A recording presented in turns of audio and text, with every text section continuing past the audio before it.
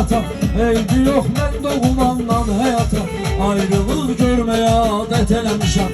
Mən asıl eşqə xəyanət eləmişəm, sənə öz canımı əmanət eləmişəm.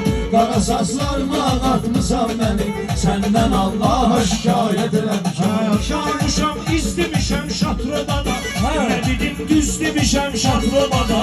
Mən elə söz demişəm şatrobada, çox şükür hambuza ləzzət eləmişəm. Mən elə söz demişəm şatrobada, çox şükür hambuza ləzzət eləmişəm. Şairin eşq aparıldır başını, hələ tapmır özünün yoldaşını.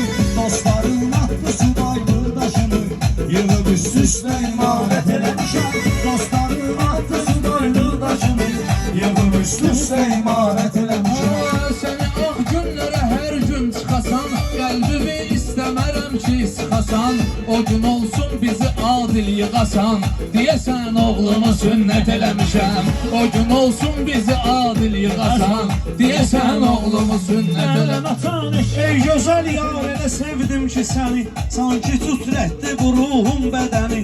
Səni sevdim, qınadı hamı məni, elə bildim ki cinayət eləmişəm. Səni sevdim, qınadı hamı məni, elə bildim ki cinayət eləmişəm.